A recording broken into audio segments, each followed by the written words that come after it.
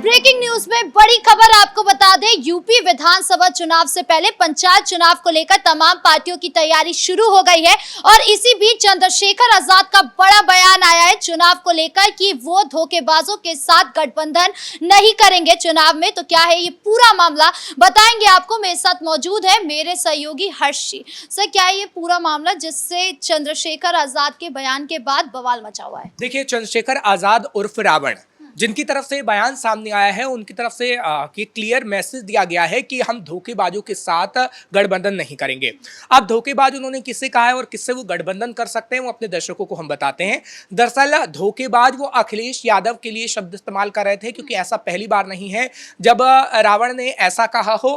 पहले भी वो कह चुके हैं कि अखिलेश के आप चंगुल में ना फंसे, और खुलेआम अखिलेश शब्द का इस्तेमाल किया गया था। हालांकि अगर गठबंधन की बात करें तो गठबंधन का जो इशारा मिला है वो कहीं ना कहीं मायावती से आप कह सकती हैं, लेकिन मायावती गठबंधन में लेंगी, रावण को नहीं लेंगी, ये तो वक्त ही बता पाएगा। क्योंकि उन्होंने एक ऐसा शब्द कहा है जिससे संभावना लग रही है कि वो मायावती के साथ गठबंधन चाहते हैं। चंद्रशेखर आजाद की तरफ से कहा गया कि उत्तर प्रदेश में एक वक्त ऐसा था जिसने विकास करके दिखाया, जिसने उस समाज का विकास किया, करती थी विकास। तो करती थी शब्द का इस्तेमाल जब उन्होंने किया तो पहले बसपा की सरकार थी और मायावती मुख्यमंत्री के भूमिका में थी, और चंद्रशेखर आजाद कहीं ना कहीं उन्हीं की ओर इशारा कर रहे हैं। लेकिन सवाल यह है कि क्या मायावती चंद्रशेखर के साथ गठबंधन करने में राजी होंगी, क्योंकि चंद्रशेखर आजाद ही मायावती के लिए मुश्किलों का काम उत्तर प्रदेश में कर रहे हैं। अगर बात हम दलितों की करें या फिर मुस्लिम वोट बैंक की करें, तो चंद्रशेखर आजाद भी चाहते हैं कि मुस्लिम वोट बैंक और दलित वोट बैंक उनकी ओर शिफ्ट हो जाए। हालांकि बात अखिलेश यादव की करें तो अखिलेश यादव से तो चंद्रशेखर आजाद का कोई तालमेल नहीं बैठता है, क्योंकि चंद्रशेखर आजाद ने पहले भी जब कई मामले सामने आए हैं तो अखिलेश यादव का खुलेआम नाम लिया है, और खुलेआम ये कहा है कि अखिलेश यादव कैसे दलितों का अपमान करते हैं, अल्पसंख्यकों को लेकर कहीं ना कहीं उनके मन में तुच्छ विचार रहते हैं। लेकिन इस बार धोखेबाज क्यों कहा है? देखिए, धोखेबाज इसलिए कहा है क्योंकि पीडीए को लेकर बार बार अखिलेश यादव ये कह रहे हैं कि हमने पिछड़ा, दलितों और अल्पसंख्यकों के लिए काम किया है। जबकि चंद्रशेखर आजाद को आप कहीं पर भी सुनेंगी तो चंद्रशेखर आजाद उन्हीं पीडीए की बात करते हैं, और चंद्रशेखर आजाद की तरफ से कहा जाता है कि पीडीए का नाम लेकर अखिलेश यादव सिर्फ धोखा करने का काम करते हैं, क्योंकि अखिलेश यादव बाकायदा मुख्यमंत्री रह चुके हैं। लेकिन मुख्यमंत्री रहते पिछड़ा हो, दलित हो, उनके साथ कितना अत्याचार हुआ है, मुसलमानों के लिए कोई काम नहीं किया गया, जो दर्शाता है कि कैसे अखिलेश यादव धोखेबाजी का काम करते नजर आए हैं, और वही चंद्रशेखर आजाद बताते हुए नजर आ रहे हैं। हालांकि चंद्रशेखर आजाद जब पिछले दिनों हमने देखा था कि संभल भी पहुंचने की कोशिश कर रहे थे या फिर अलग अलग जगहों पर गए थे, तब भी उनकी तरफ से जब मीडिया कर्मियों ने सवाल पूछा कि आप क्या पंचायत चुनाव लड़ेंगे या फिर विधानसभा चुनाव को लेकर आपकी क्या तैयारी है, तो वो खास तौर पर यही कहते हुए नजर आए कि हम अभी आगे आने वाले समय में वेट एंड वॉच की स्थिति को परख रहे हैं, देख रहे हैं, और आगे आने वाले समय में हमारा गठबंधन भी हो सकता है। लेकिन सवाल फिर यही उठता है कि गठबंधन आखिर वो किससे कर सकते हैं। चंद्रशेखर रावण का एक और बयान सामने आया है जहां पर वो कह रहे हैं कि अगर एक बार मैं पंचायत चुनाव में उतर गया तो सारे दलित वोट मेरे हैं। यानी उनको इतना कॉन्फिडेंस है कि दलित वोट उन्हीं के हैं। तो ये सीएम योगी के लिए एक नुकसान है। देखिए, ये सीएम योगी के लिए नुकसान नहीं है, ये अखिलेश यादव के लिए नुकसान है, क्योंकि इसे कहीं ना कहीं हमें समझना होगा।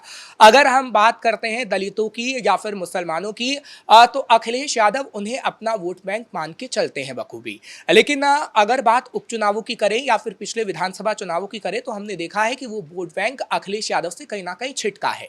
पहले वो वोट बैंक, हाँ, ये कहा जा सकता है कि बसपा का जरूर था, लेकिन उसके बाद अखिलेश यादव के पास शिफ्ट हो गया है। लेकिन अब कहीं ना कहीं अगर कोई तीसरी पार्टी आती है या फिर चंद्रशेखर आजाद ही मुख्य तौर पर ये ऐलान करते हैं कि वो सभी जगह पर लड़ेंगे या फिर एक ऐसी स्थिति बनाएंगे जिसमें कहीं ना कहीं दलितों को ये लगेगा, मुसलमानों को ये लगेगा कि हाँ, एक और पार्टी उभरी है और उनके पीछे हमें जाना चाहिए, उनके साथ हमें रहना चाहिए, तो कहीं ना कहीं वो उनकी तरफ भी शिफ्ट होगा। मतलब आजाद पार्टी जो है थर्ड विकल्प बनने वाली है। अगर उनकी तरफ वो भी शिफ्ट होता है तो योगी आदित्यनाथ को कहीं ना कहीं फायदा ही होने वाला है, क्योंकि आप देखिए, अगर ओवैसी की बात करें तो ओवैसी भी कहीं ना कहीं अगर मैदान में उतरते हैं तो उसका फायदा बीजेपी को मिल जाता है। जो भी अगर थर्ड पार्टी या कोई ऐसी पार्टी होती है जो कि एनडीए से अलग लड़ती है, तो कहीं ना कहीं उसका फायदा सीएम योगी को ही मिलता है, क्योंकि छोटी छोटी छोटी पार्टियां ऐसी हैं जो कहीं ना कहीं नुकसान पहुंचाने की कोशिश उन्हीं को करती हैं, जैसे अखिलेश यादव की पार्टी हो गई, या फिर बिहार में आप देख लीजिए कि कितनी छोटी छोटी पार्टियां बनी हैं जो कि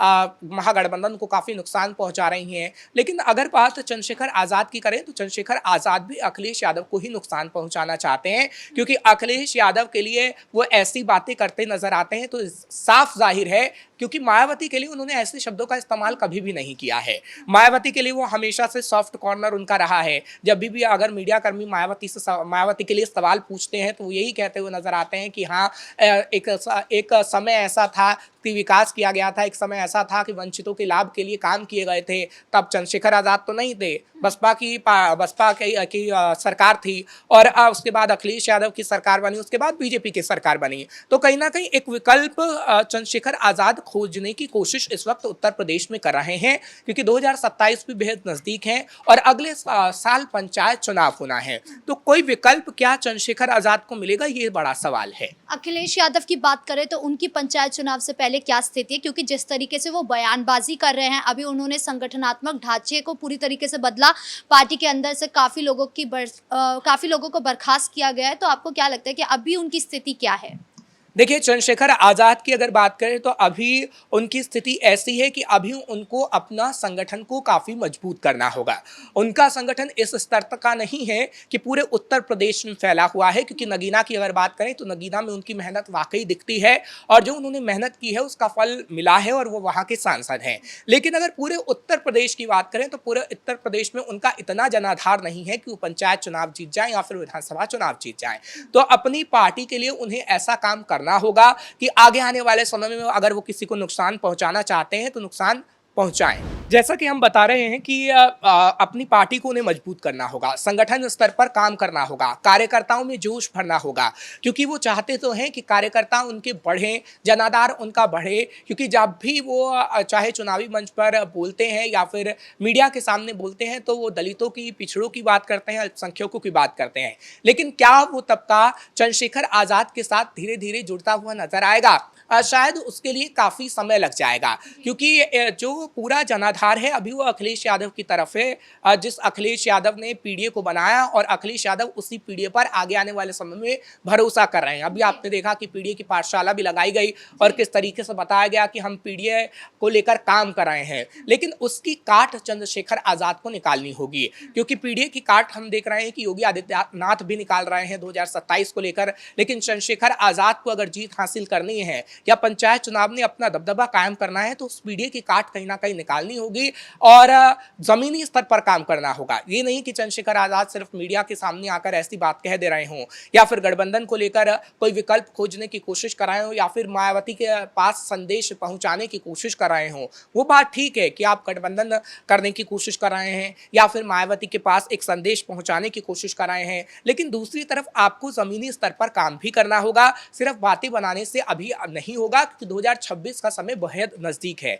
2025 अब धीरे धीरे खत्म हुआ, 2026 की शुरुआत होगी, तो कहीं ना कहीं पंचायत चुनाव होगा और उसके बाद ठीक 2027 में विधानसभा चुनाव आ जाएगा। तो आपको अपने स्तर पर तैयारी करनी होगी और उस तैयारी का लाभ मिलेगा या नहीं मिलेगा ये तो वक्त ही बता पाएगा। लेकिन हाँ, ये कहा जा सकता है कि अगर आप मेहनत करेंगे तो उसका फल जरूर मिलेगा। लेकिन हाँ, गठबंधन की जहां तक बात है, गठबंधन की और अगर आप इशारा कर रहे हैं और बता रहे हैं कि हाँ मायावती एक विकल्प हो सकती है, तो ये मायावती के ऊपर है कि मायावती गठबंधन करेंगी या नहीं करेंगी। क्योंकि मायावती पिछले कई दिनों से हम देख रहे हैं कि बार बार वो मेहनत तो कर रही है जमीनी स्तर पर, लेकिन वो अकेले चुनाव लड़ने का भी ऐलान करती हैं और वो बताती हैं कि किस तरीके से वो अकेले लड़ेंगी और आगे आने वाले समय में अपनी पार्टी को मजबूत करेंगी, क्योंकि उनका भी धीरे धीरे जनाधार कमजोर हुआ है। और मायावती को भी कहीं ना कहीं सोचने की जरूरत है कि आगे आने वाले समय में वो कोई गठबंधन करके लड़ें या फिर सिंगल लड़ें, क्योंकि जब जब वो गठबंधन करके लड़ी हैं तो उनको फायदा हुआ है, लेकिन जब सिंगल वो लड़ी हैं तो उन्हें काफी नुकसान पहुंचा है। और सीएम योगी की बात की जाए तो उनकी क्या स्थिति है इस वक्त चुनाव में, क्या वो जीतने वाले हैं, ऐसा कुछ है? देखिए, सीएम योगी आदित्यनाथ की स्थिति बेहद मजबूत है। चंद्रशेखर आजाद से उन्हें कोई फर्क नहीं पड़ने वाला है। चंद्रशेखर आजाद खुद की तैयारी करें वही बहुत है, क्योंकि योगी आदित्यनाथ चाहे पंचायत चुनाव को लेकर हो या फिर विधानसभा चुनाव को लेकर हो पूरी तैयारी कर चुके हैं और चंद्रशेखर आजाद या मायावती से सीएम योगी आदित्यनाथ को कोई फर्क नहीं पड़ने वाला। इस मुद्दे पर ज्यादा अपडेट के लिए आपका बहुत बहुत धन्यवाद। यानी कुल मिलाकर सीएम योगी की स्थिति पूरी तरीके से मजबूत है पंचायत चुनाव को लेकर। तो वहीं दूसरी तरफ अगर चंद्रशेखर आजाद की बात की जाए या फिर चंद्रशेखर रावण की बात की जाए तो उनकी जो स्थिति है वो अभी भटकती हुई नजर आ रही है। ना वो अभी किसी पार्टी में दिखाई दे रहे हैं और ना ही उनका जनाधार जो है मजबूत नजर आ रहा है। अब आगे क्या कुछ होता है ये देखने वाली बात होगी। ब्रेकिंग न्यूज में इतना ही। कैमरा पर्सन राजकुमार के साथ मैं राधिका राज।